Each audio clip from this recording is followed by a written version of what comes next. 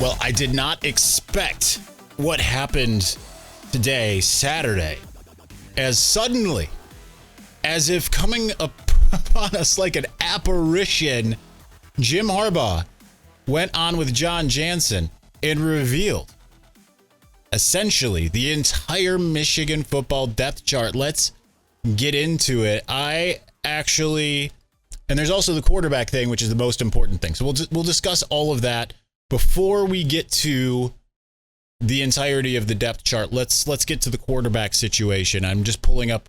I put everything into grids on Wolverine's Wire, make it a little bit more easily digestible.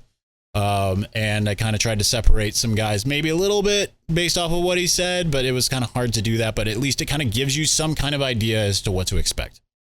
But first and foremost, the quarterback situation. It's the only times I can recall Jim Harbaugh coming out and saying that's our starter were the 2 years with Shea Patterson. I think that's the only time that I can recall Jim Harbaugh in fall camp saying that's our starter. I don't think he did it with Joe Milton. He didn't do it with Wilton Spade either year. I don't even think he did it with Jake Rudock. It was kind of like you'll see when he comes out and takes the first snap.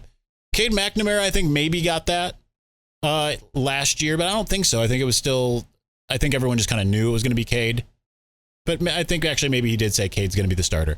But he's kind of doing things a little bit differently this year, and I think the non-conference schedule really makes it so that this is something that can happen in kind of a decent way, right? Because what he has decided is Cade McNamara is your week 1 starter, but J.J. McCarthy is your week 2 starter, and then they will have a starter in week 3 and a backup at that point. He said we need to see them in games. They are neck and neck. There are certain things that either one is better at. Just because I want to make sure I have this right, let's take a look at exactly what he had said about them. Of course, this is just going to be a jerk to me right now. But as far as evaluating them, he says that Cade, we said, well, both of them have arm talent. They can make all the throws when it comes to accuracy, timing, decision making, taking what the defense gives you as a passer. But he said Cade is a little bit ahead at this point. The next category is playmaker, a guy that can turn water into wine. His athleticism, these are his words. His speed, arm talent, a runner, a scrambler, play smart, makes a play when there's no play to be made. Running ability moves the chains as a runner, augments the running game. The risk reward, turn a 1-yard loss into a positive play, but doesn't make the bad play worse, avoids the fumbles, the interceptions, the sacks. I have J.J. ahead in that category. And then the field general, coach on the field, facilitators to the other playmakers in the offensive line to trust them to handle the ball on every play. He's a ball protector, fix the calls, the formation, the protections, gets the checks right. Leads the unit drive-by-drive and points per possession really is what you're looking for. A lot of that. They're both pretty even there in that category. Maybe Cade has the slight advantage there. So it's an interesting way that they are going to do this, and I think it makes sense given we've been long saying, like, we're not going to know, right? Like, we've heard players come out and say that this is something that could go multiple weeks. But they have set it up where they're saying, okay, you got 2 weeks to get this figured out. So you're going to have your shot. You get a game each. You're playing against somewhat lesser opponents in Colorado State and Hawaii. We'll know a little bit more about Hawaii later this evening when they host Vanderbilt. But when we take the field against UConn in week 3, there will be a starter and there will be a backup, and it will be clearly defined.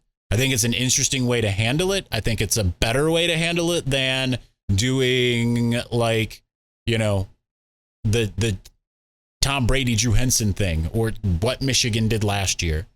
And I'm sure that regardless, there will still be some of what we saw last year. I can't imagine that it's going to be that. But I guess the issue with deciding it before week 3, if it doesn't end up playing the way rotationally as it did last year, is it going to be a situation like Kelly Bryant after Trevor Lawrence became the starter after week 4 back in 2018 or whatever year that was? Will the other one be like, all right, well, I'm out? I think chances are no, because, they're a play away from being the starter again. And I think also it kind of depends to some degree, right? Like, because you're not going to leave mid-season and then suddenly go somewhere else and then become the starter mid-season. It's just probably not going to happen, right? They either might be talented enough to do it, but I would imagine it's unlikely. Now, I think the big question is, if it's J.J. as the starter, what does Cade do after the season? But I don't think Cade, particularly as a as a team captain, would be like, you know what? I'm out. See ya. Thanks, but no thanks. That's probably not happening. But a lot of other interesting things came out of this. So we've learned answers to a lot of these questions that we've had, such as who's going to be the third running back. Now, he did do ors throughout a lot of this. And in general, sometimes two positions, he'd name three starters. And then he would say, like, listen, with the cornerbacks, for instance, we're going to have situations when we're a nickel or dime. There might be 3 or 4 guys out there, but there might just be 2. We just have to, depending on the situation, figure out who those 2 are going to be. But essentially, all of these guys are starters, right? Same thing with the safeties. Even same thing with the third down backs, the third running back. The first name out of his mouth was C.J. Stokes. He said while he's continuing to kind of learn the offense and everything, Tavier Dunlap, probably the better option when it comes to pass protection, things like that in third down. And he also said Isaiah Gash has been tremendous. Trente Jones gets the nod as the starting right tackle. Carson Barnhart, they consider a 6th starter. He will back up everybody except for the center. Outside of that, going to the defense, I think the big surprise is Mason Graham is named a starter at, quote, end, because they're still treating things as end, nose tackle, and outside linebacker. So you have Mason Graham, Chris Jenkins as the ends, Mozzie Smith as the nose tackle.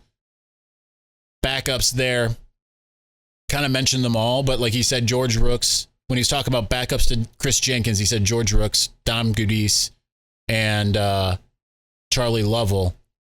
When he talked about backup to Mason Graham, he mentioned Rayshawn Benny, who he did say he singled out and said has had a tremendous camp, but I think it speaks more to how good Mason Graham has been.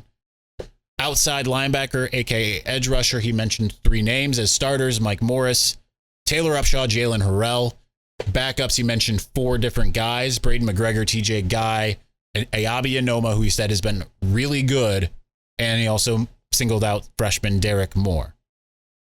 Mentioned 4 inside linebackers, keeping in mind that there's likely to be 2 on the field at any time.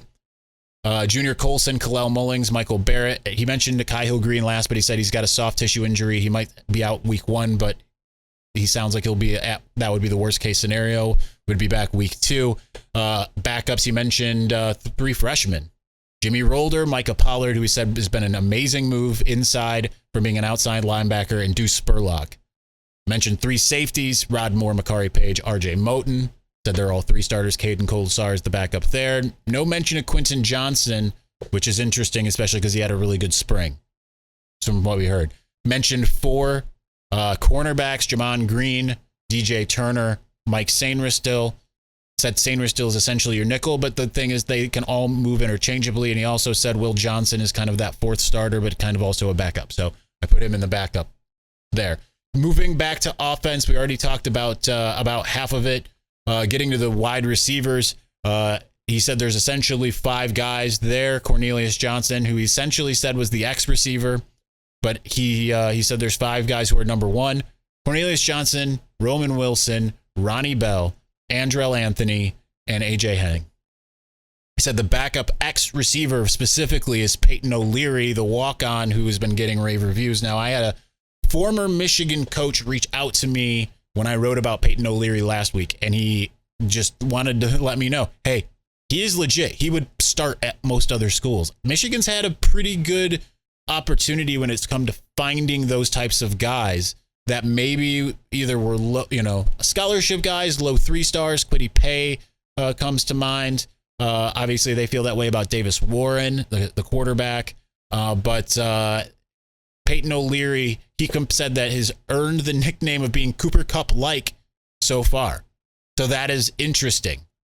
He mentioned as far as the other receivers, I split them up on my list, but it really doesn't matter where they are. He just kind of mentioned them all as backups. Darius Clemens, Amarion Walker, Tyler Morris, Christian Dixon. So he said they've got 10 guys at the receiver position, going into camp thinking they had 6. This feels like they've got 10. So that's where they're at. Tight ends, he said they've got 8 that you will see 2 starters in Eric All, Luke Schoonmaker, Joel Honigford, Carter Selzer, Max Bredesen, Matt Hibner, Lucas Neff, and Colston Loveland were all the other ones he mentioned. Did not mention Louis Hansen. So that's interesting. Marlon Klein also not mentioned as of yet. He said they will roll 8 deep with the tight ends. Special teams, lastly, Jake Moody, Brad Robbins, no surprise. Tommy Doman backs up both of them. That's what I projected in the preseason during spring ball, I believe. William Wagner, long snapper, backed up by Greg Tarr. Roman Wilson's the kick returner. A.J. Henning's the punt returner. Joe Taylor is the off returner. So that is what we know about the Michigan depth chart. I think it is really interesting, number one, that Jim Harbaugh went into detail like this before the season. I don't recall that ever happening, although they used to release a depth chart in 2015 and 2016. I believe in 2016. They definitely weren't doing it in 2017, and they hadn't really done it since. So not this shroud of secrecy surrounding the team at the moment, which is not what I anticipated.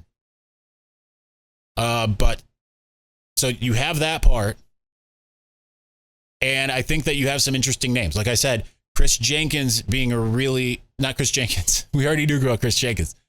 Mason Graham being a really interesting pick as the starter. Kenneth Grant being a backup. I think that some people predicted that. But obviously they're playing different positions. One's essentially, as they're saying, an end, and the other is a nose. But I am still tantalized about the idea of Kenneth Grant and Mozzie Smith playing next to each other. I wouldn't doubt that is going to happen. It almost certainly will. So there is that. It's a deep group. It is when you look and the fact that if you were to sit here and extrapolate all this into a traditional 2 deep, it would fill out easily all the way across the board. With the exception of, well, even quarterback, because we just don't know it yet. But even more so, I've got 7 guys named for 2 positions at inside linebacker, right? I've got 7 guys named for 1 to 2 positions for outside linebacker. As far as the 2 in the middle, I've got, 9 guys for 2 to 3 positions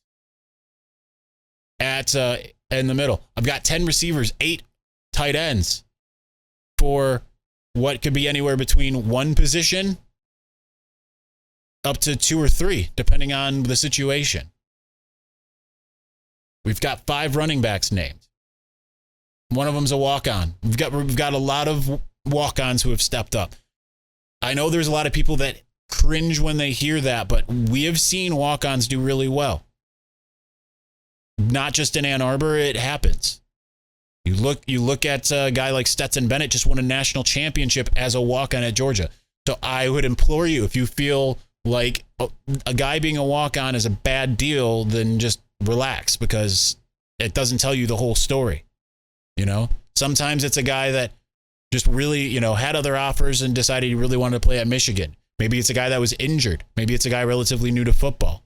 I think it's interesting hearing that Ayabi Anoma, he got singled out. I think that is potentially huge, right? Because they need pass rushers. We don't know exactly how that's going to work out, because there's so many different guys, but he singled out him, saying he's doing some really good things. Also said Derek Moore has been fantastic, and that he's got a Chase Winovich and Aiden Hutchinson-like motor, and he just needs to get a counter move or 2, and then he's going to be close to unblockable.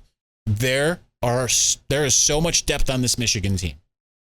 I don't think it's getting talked about enough.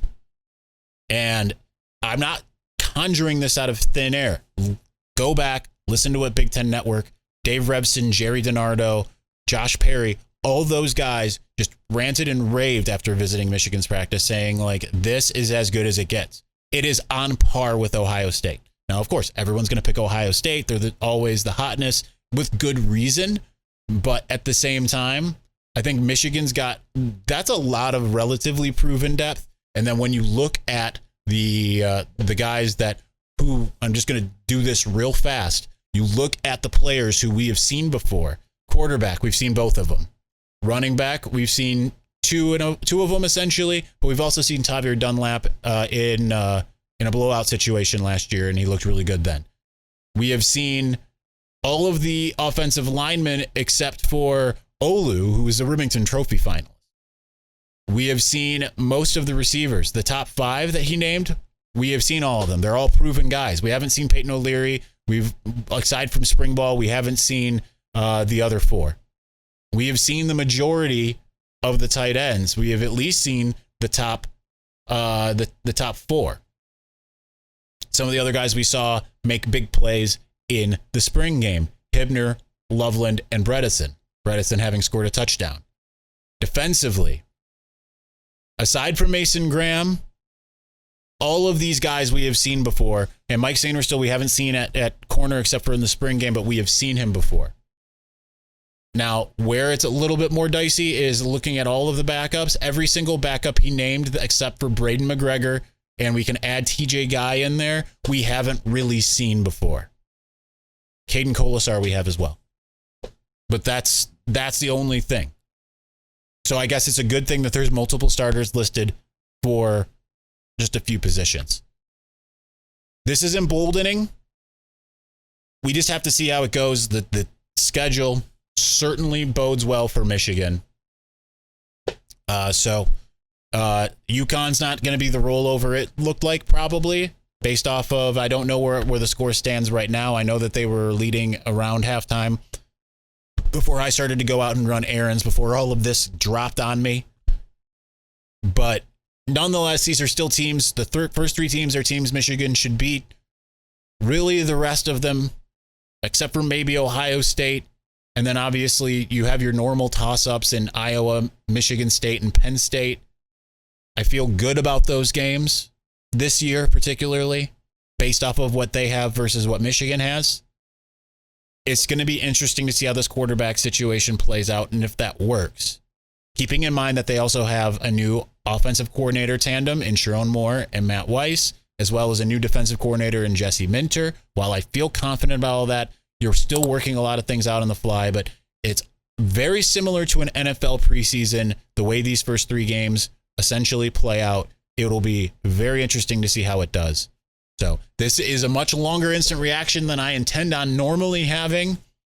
We are going to be back starting on Monday with the drip. That is what we're calling it now. No more morning drip because I don't do mornings well. I don't want to hold myself to having something up at 8 a.m. But we will be back with that.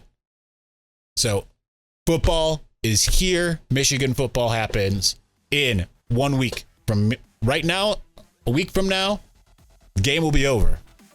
And we will have 1 week under our belt.